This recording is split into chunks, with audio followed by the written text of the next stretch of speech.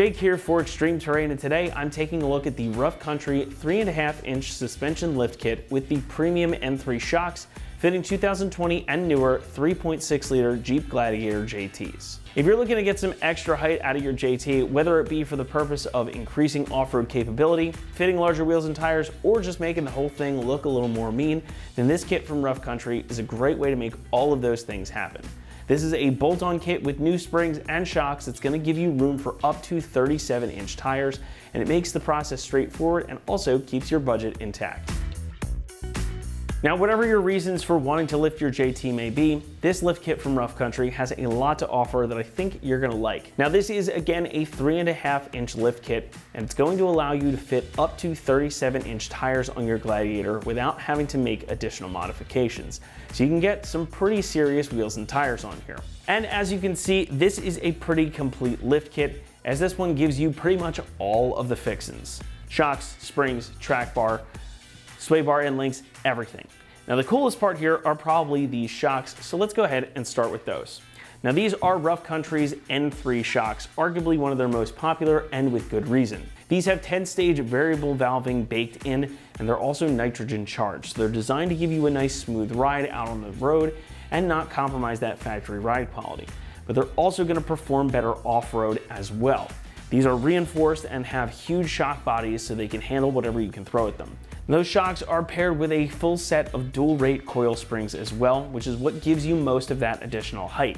Now, these are designed to work in conjunction with the shocks, again to maintain good ride quality while giving you more control and height. When you're lifting something, especially a Jeep, things can get a little squirrely if you're not careful, since you're raising that center of gravity, and that's going to change the balance of the vehicle. So the dual rate coil springs that we have here allow for more travel initially, so especially while you're doing some lower speed off-roading, it's going to help keep things from getting too bouncy. It's going to give you the articulation you're looking for too, since at full droop, you'll be able to maintain contact in most situations. But when you're out on the street, the tighter sections up at the top of the springs here are going to be a more aggressive spring rate, helping you keep your rig stable when you're hitting an off-ramp or a windy road to get to your destination. Now, dual rate springs are a really nice Goldilocks type of solution, especially considering the price of this kit. It's nice to see them included here because they're going to give you that ride quality and the articulation and usability that you need off-road while maintaining drivability on-road. Now, in addition to all of those things, you also get extended sway bar end links for the front and rear. That's going to help accommodate that extra height and again that articulation as well. You also get new bump stops for the front as well as a forged track bar. Now, the track bar, as you might be able to tell, is also adjustable so you can get things dialed in properly, meaning that your JT is going to go down the road straight and smooth even with all of this added height. You also get all new hardware included too, so this is a really complete kit, and if you want that height and aggressive stance without having to make a compromise, this is a great way to do it. Those M3 shocks that we were talking about feature a 54mm shock body with an 18mm spring-loaded chromed hardened piston rod. It's got reinforced seals for smooth, consistent performance for their lifetime as well, and the bodies are finished in a nice smooth silver powder coat to help protect against rust and corrosion, and you get new bushings both on the top and the bottom here. Those springs that we were talking about are made from machine-formed high-grade spring steel to ensure that they again fit and perform properly. It's going to be very consistent, just like the shocks. Now, these also have a similar powder coating to the shocks, makes for a nice matched look, and it's also going to help again protect against rust and corrosion. And the rest of the components are of a similar quality, including that track bar, which is finished in a nice black powder coat. It's pretty hefty, also has new bushings and fittings on the end.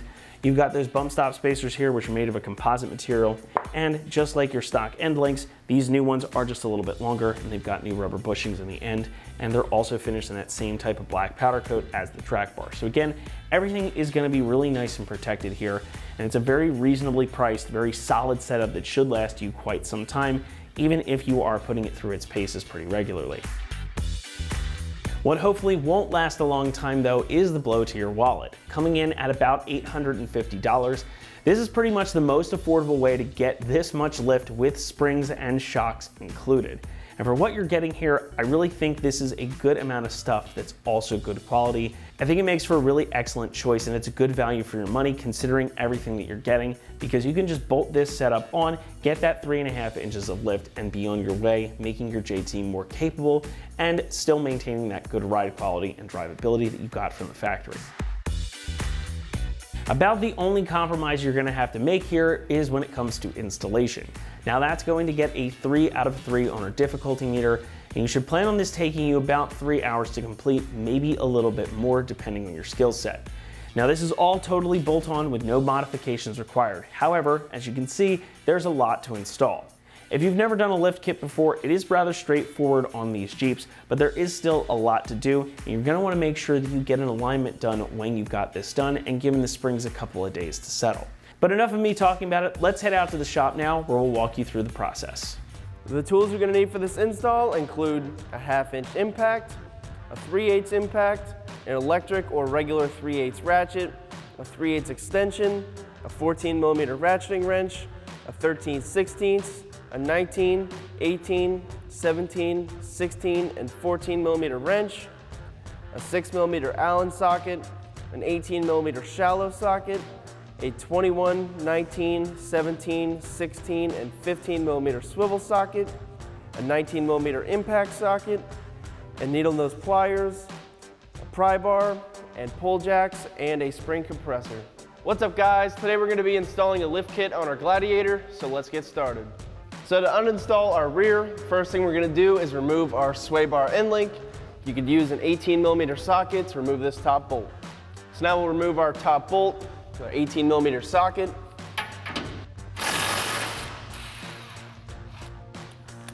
Set that to the side. Now for our lower nut, we can slide our 18mm ratcheting wrench onto our nut, then our 6mm Allen socket in the middle. Now we can just loosen that till it comes off.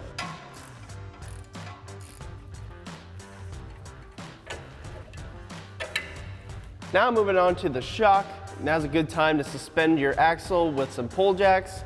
So now we can take our 21mm swivel socket and a 13/16 wrench, hold down that nut. Now we can remove this bolt.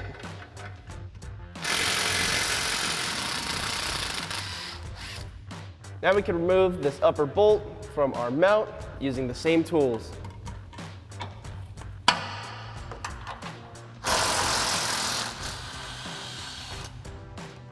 So moving on to the passenger side, before we remove our coils, we have to remove our breather tube. So we got to take a needle nose pliers and press down this clamp. Wiggle this up. Now we can pull up on our breather tube. We can leave that on to the side. So now we're going to remove our coils. We have to lower our pull jacks down evenly so it drops our axle, so we have more room to pull out our coils. So now we can lower these down evenly.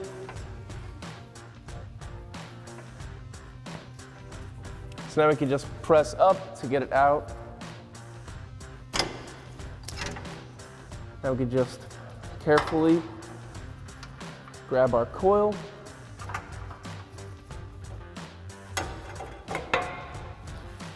And now you can repeat that process on the other side. Now for the rear install, we're going to line our end of our coil up with this notch on our factory rubber grommet. And keep that lined up. Now we can get our coil into place, and now's a good time you can grab a buddy to help you pull down your axle lightly while you get this into place.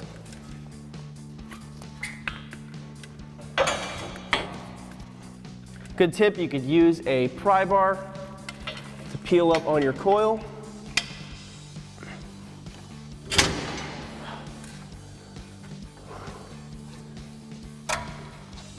And now your coil is in place. Now that your coil is in place, we're going to install our new shocks. We're going to be reusing the factory hardware from our old shocks so we can get our shock lined up in between our mount. Push back on this fender. We can insert our bolt. Then we get thread on our nut on the back. Now we can tighten this down with our 21mm swivel socket and our 13/16 wrench.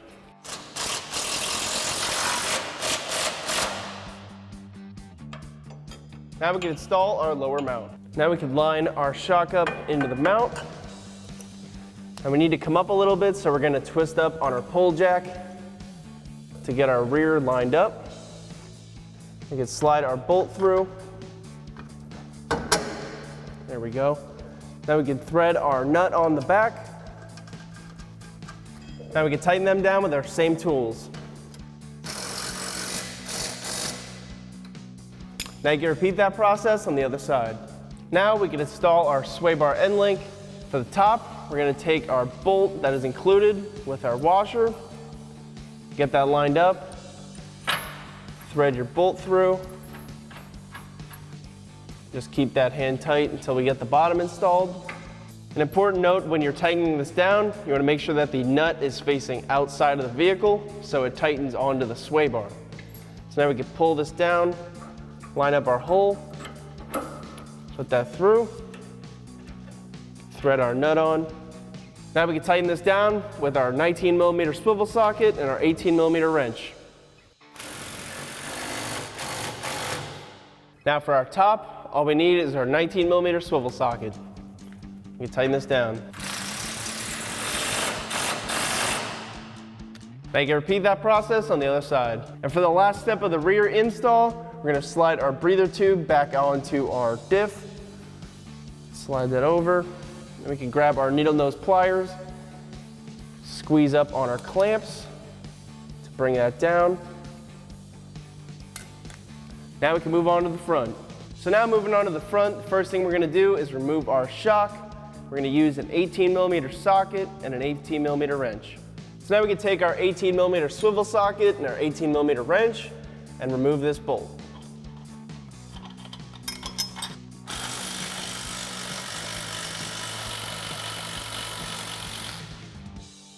To make the bolt come out easier, we could raise up our pole jack so it levels the bolt out with the mount.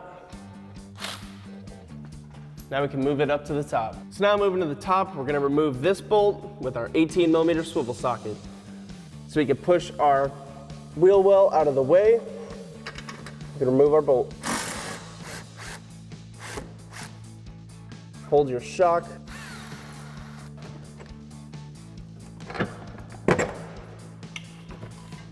And now your shock is removed. Now we can take a 15mm swivel socket and remove our brake line bracket.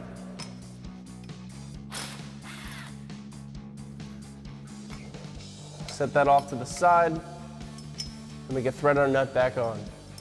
So now we're going to remove our sway bar end link. We're going to take our 18mm wrench and our 18mm swivel socket and remove these two.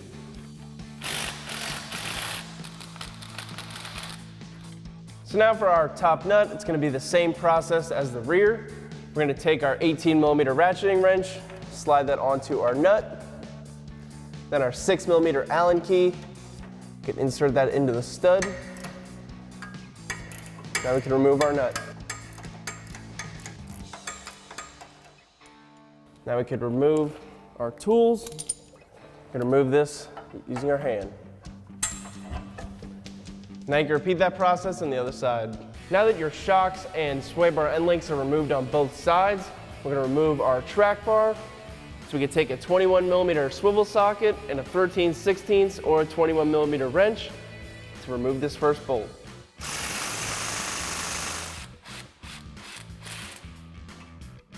Now we can take our 21mm swivel socket and remove this bolt. Make sure that you hold your track bar because it will fall.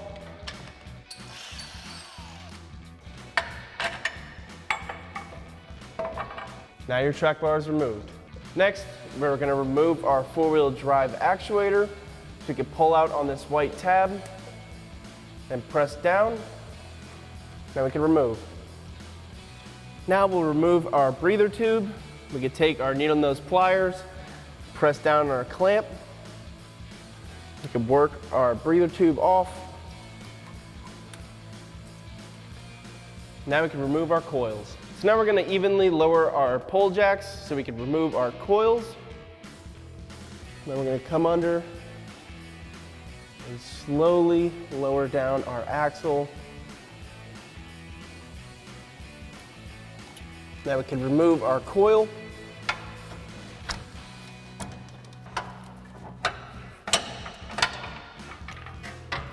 We can bring down our rubber grommet too. Now you can repeat that process on the other side. So in order to get our new springs into place, we have to use a spring compressor tool. So we'll show you how to do that. So for this style spring compressor, we're going to use a 19mm socket on an air gun. We can tighten this down to compress our spring. Now we can get this onto our Gladiator. So before we get our coil on, we have to slide our rubber grommet up through our bump stop. Should stay in place. Now we can get our spring on, making sure that your smaller end is going through the bump stop and your large end is on the bottom, making sure that the end of the spring here hits the bump on the bottom. Then we can slide this up into place.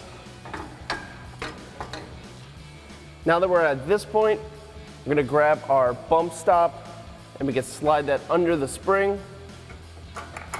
And we can get that lined up into the bottom. So now we can take our 19mm socket and slowly loosen our spring compressor.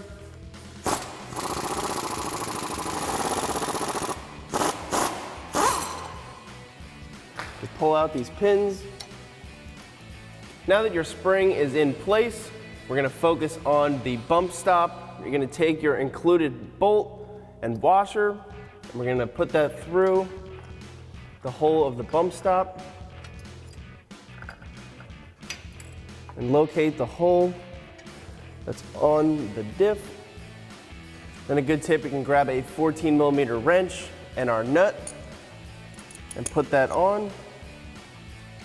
You're going to put that under and get that threaded onto the stud. And now that your nut is threaded onto your bolt, you can take a 14mm wrench to put that onto the nut and a 14mm ratcheting wrench to tighten that up on the top of the bolt.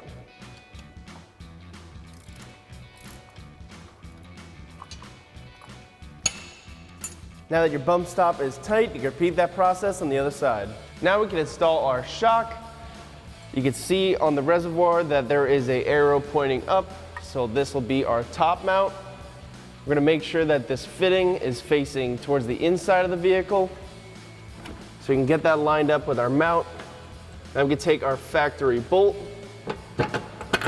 put that through.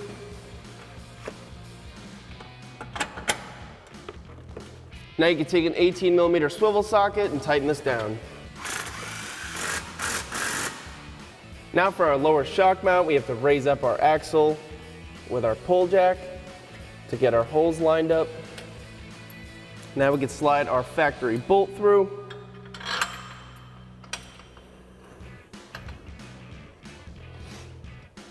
Then we can thread our nut onto the back. Then you can take your 18mm swivel socket and an 18mm wrench and tighten this down. Now you can repeat that process on the other side. Now we can reinstall our brake line bracket. So you can bring this over into position, thread your nut on, and we'll tighten that down with a 15mm swivel socket. Now you can repeat that process on the other side. Now we can install our sway bar end link. Our kink here will be facing towards the passenger side of the vehicle. So we're going to take our bolt and our washer and thread that through. We can slide our washer over and our nut. You always want to make sure that the nut is not tightening on the sway bar. So we'll do that same process up on the top. So now we can tighten this down with our 18mm wrench and our 19mm swivel socket. Now we can swing our sway bar into place. So if the top hole is not lining up, you can lower your pull jack down. We can take our bolt and our washer, slide that through. Still have to come down a little bit. We can thread our nut onto the back. Same tools, our 19mm swivel socket and our 18mm wrench. And we can tighten this down.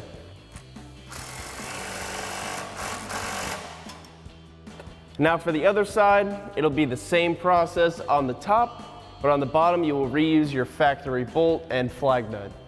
Now we can reinstall our breather tube. So we can take a needle nose pliers, press down on our clamp,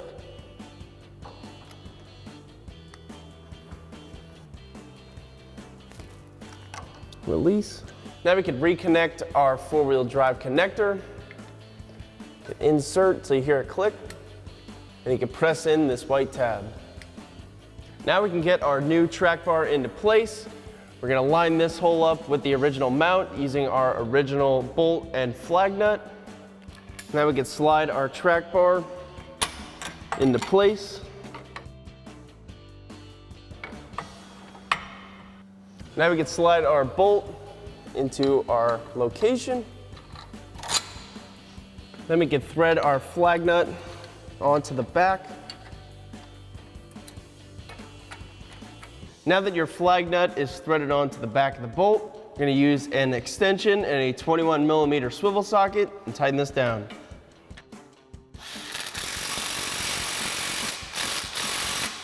Now for our top mount, we can get that lined up. You can adjust your track bar using the adjusters on the other side of the bar, which I'm going to have to do. There we go. Now you can thread your factory nut onto the back side. Then you can take a 21mm swivel socket and a 13/16 or 21mm wrench and tighten this down. Now we're going to tighten down our two clamps that hold in our adjuster. So we can take a 16mm swivel socket with a 17mm wrench, tighten our first one down. Now we're going to swap that out for the other side, so it's going to be a 17mm swivel socket with a 16mm wrench. I'm going to bring them on both ends of this adjuster. And now your install is complete. I would recommend going to a shop and getting an alignment after this install. So that's going to wrap up the install on our Rough Country 3.5-inch suspension lift kit with premium N3 shocks for your 20 and newer 3.6 liter Jeep Gladiator JT. Thanks for watching, and for all things Gladiator, keep it right here at extremeterrain.com.